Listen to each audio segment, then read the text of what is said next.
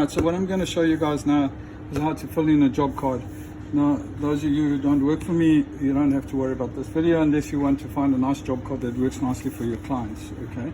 So I developed this job card which helps very nicely for you to get all the information from the client and make sure you're not late with your jobs and that you can work out the gold and the silver supply. So just to start off with, everything below this line is for office use. Well, not for office use, it's for calculations, quotes, gold calculations, okay? Everything above the line between here and here is instructions and what the client, what belongs to the client and is not for meltdown. This is for meltdown. So some clients will bring in their old jewelry and want you to melt it down and make a ring out of it. That way you will put the old silver, in this case the person gave us 20 grams of silver, so they had some old silver rings that we weighed, it was 20 grams. There will be a 10% loss, so we tell them before we start that there'll only be 19 grams left. Otherwise they ask you, where's my gold? And then, but you will lose some gold in your manufacturing, okay? So generally 5% is an excellent. If you can only lose 5%, 10% is the max. If you lose more than 10%, then you have to pay for it, because you shouldn't lose more than 10%. Okay, don't worry about looking at me, just stick to the job card, okay? All right, so now when you fill in the job card, you want to know who the client is, so you put the client's name and their telephone number, okay? This number that's at the top here is job number 5993. This is for the client. If they phone you and they give you the job number, then it's easier to find the job than with the surname, because with the amount of jobs like we do in our workshop, which can amount to over 100 jobs, it's hard, there might be 2 or 3 Bernards, so it's nice to have the job number, okay? So let's say you filled in the client's name, their telephone number, and now email address or postal address is optional.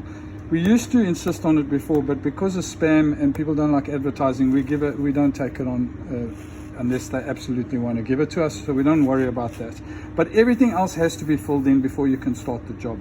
About everything above this line has to be filled in, because sometimes they don't supply gold, and the quote must be done and the client must accept the quote. Okay, so first thing we do is we write the finger size. Now this says size, not finger size, because if they're doing an earring, you want to know how big. Is it like 20 centimeters, 30 centimeters? You always forget to ask them, do you want it big or small, or is it a 6mm hoop earring? Is it how big? Is it the size of a 20-cent piece, or whatever the case may be? So it's important that size helps you not forget to ask for the questions. That's why everything must be filled in so you don't forget the questions, okay?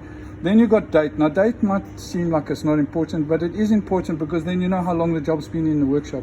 So if you see this was from last month, you know you're way behind and you're late and you need to get going. So you don't want to get your customers upset, so that date is important. Then this is also important, is due date. Now some customers don't really want a due date. It's not like they've got to go to a wedding or anything like that, but they just want their stuff done. Now we generally, you would have told her it takes 3 days, 5 days or whatever, but you still put a due date no matter what. Okay, that way you can always phone the clients on the 15th and ask for more time, or on the 14th if you're falling behind, but that will now, you know, you've got until the 15th of the 9th to finish the job. So that's important as well, okay? The next thing is go ahead date. Now you're going to say to yourself, now why do we need that? Well, a lot of the times you'll fill in the thing, do the quote, and the lady will say, oh, I need to go speak to my husband, or let me check my funds, or I'm not 100% sure, in which case this will become a quote and you'll put it in the quote drawer and wait for the customer to come back. Then you don't have to redo it. Okay, so this job here, if it doesn't have a go-ahead date, it means the customer hasn't given you a go-ahead. And if you get a job in the workshop and it doesn't have a go-ahead date, you have to assume that the client hasn't said yes. A lot of the times the staff will forget to put the go-ahead date in. Being in the workshop, you need to say, please, is there a go-ahead date? And please, can you put the go-ahead date in? Okay.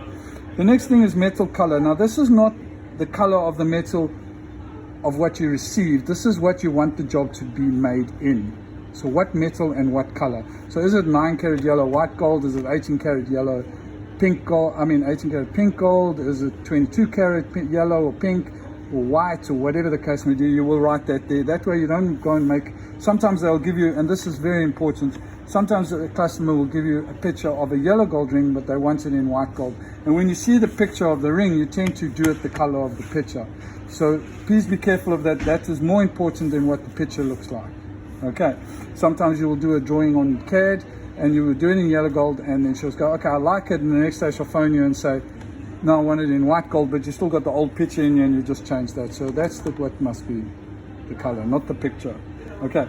Now the instructions of what to do: 6mm flat wedding band, size O. Okay, you got size O there, so you would, and it's in silver. So you're repeating yourself there, but it's basically just a 6mm flat wedding band. Okay. Then we quote the customer on labor, on metal price, on stones, on setting, on finish. Now finish is specific to rhodium plating or gilding or gold plating or whatever. And then sundries are like if you need push-ons or butterflies or clasps or whatever, which you've got to add to the quote. And then the total you tell the customer. Okay. Now, this figure might be in here and they've signed, but they haven't given you a go-ahead date. You can fill the go-ahead date in from an SMS or email. Okay. So the customer must sign here. This safeguards you on any theft or damages to a piece, although we still cover it. It's just in case something drastic goes wrong. Most of the time we have insurance for that, but it's just an extra. The insurance actually insists that you have that. Okay. Now, this is now important. Any gold that's received, this is gold received and stones received, okay, up to this line, okay? So if the customer's giving you silver, you write it there and you tell them what their loss is. If you write it here, it means it's silver that doesn't have to get melted. It might be a sample ring, it might be a repair or whatever. So when it comes to repairs, you're going to write your gold weights in here and your silver weights in here. You're not going to write it below the line. Below the line is for meltdown. Okay, and it's going to be in a separate package. So sometimes you'll have some for meltdown and others not. So that's very important. Okay, then this is stones that are supplied, one diamond, one cubic, whatever. Okay, now the other thing you have to remember, when they give you a ring, let's say that there's another job, you have polished ring, right? Okay, and you put the weight here that weighs 6.2 grams. Now that's super important when they want you. This is job number 2, right?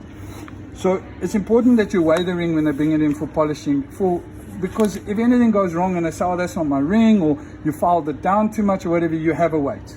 Okay, so you can prove that it's the same weight, you haven't stolen any of their gold or filed it or sanded it too much or whatever the case may be.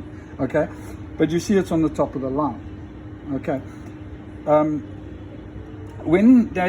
Now let's say this ring that you're polishing has stones in it, okay, and you use your diamond tester, so you will test it. Let's say it's white stone, so it's either cubics, moissanite or diamonds. So you have a diamond tester, so you will test it, and let's say it beeps as a diamond. You still mustn't write diamond here, okay, you must write tested as, and you put a diamond shape.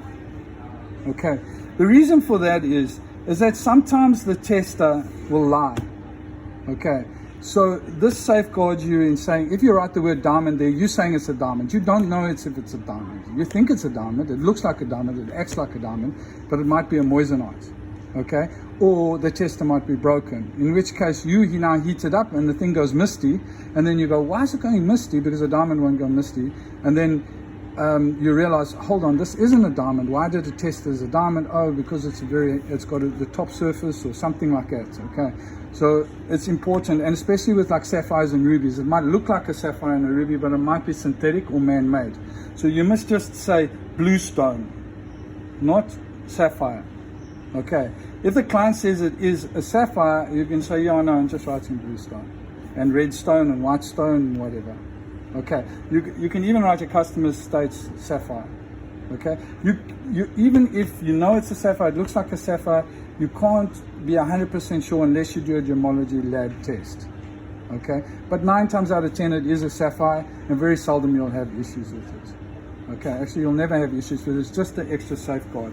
Okay, so there isn't a ring here. That would be in a separate package. Okay, but here would be if the client supplied, let's say 10 blue stones, 1 diamond, and you would write the diamond here.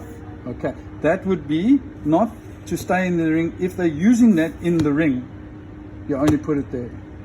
So they're giving you diamonds. So let's say there were diamonds in the silver rings that you've got to take out and put into the wedding band, then you would write it here. Even if you're not putting it into the wedding, you've got to return it to the customer, so you need to write it here. You understand? Okay. Then you got this final weight. That's the final weight. When you finish the job, you're going to write the final weight. So let's say it was 6.2 grams. You're going to write it in there. Okay. Then you got less supplied. Now the reason why I put that there is because sometimes you'll have 18 karat and 9 carat. You'll make the ring in 9 carat. You've got to do your conversions to 9 carat and put the total weight here. Okay, in this case we got 19 grams and you put it there. Now it's a simple mathematical equation, 19 minus 6.2, and you're going to put an equal sign here. Okay, so in my head 19 minus 6 is how much? It's 15 minus 2, so it's 14.8 grams. I hope I've done that right. So you would write 14.8 grams. Now always use a calculator because you don't want to make a mistake. Okay, then this signature here is for the customer when she collects the job. Okay, she signs here because she's agreed to the gold weights. Okay, if she comes back a week later, you can show her, look, I showed you everything, we weighed everything, there was the scale, because you do all the scale work in front of the customer. Then she can't come back because she goes to another jeweler and the jeweler says, oh, he must have taken some of your gold. And then you can say, no, I didn't. Check here, there, we did it. It's all there. And you sign for it. Do you understand? Okay. So that helps you with the gold side of things, and that's the signature. That's pretty much the entire job card. Okay. All right. Now, it's important when you do a job that you read every single section of this and that you have all the information. If there's information missing, you take it back to the front and you get the salespeople not to only verbally explain it to you, but to actually write it down here. Because you go to the salesperson and say, I forgot to put the finger size. She goes, oh, it's an O. And you make it in an O. 3 weeks later, the customer comes in, it's supposed to be a P, and there's an argument, who said what? So you make sure you write it in there. Okay. All right, that pretty much explains. Oh, and there's 3 copies. So the top copy goes to the workshop. This middle copy stays in the shop, in the book. Okay, just in case we lose this or something happens to the slip. And the 3rd copy goes to the customer. Okay, the reason why the 3rd copy and not the top copy goes to the customer is not for any other reason, but that these fade after a bit of time, and then you're busy doing the job and you can't read your job card. Okay, the customer folds it up and leaves it in a bag. She's not feeling and playing with it, so it doesn't really get damaged. Okay, and then this will go into a job packet like this. Okay. So we've made it nicely, and the reason why it's clear so you can see what's in here. It should have 20 grams of silver, which will be in another little packet over here. All right, so your silver would be in there, which you put into the back. Okay, and then your if you've got stones, you will also have them stapled. You staple stones to the job card.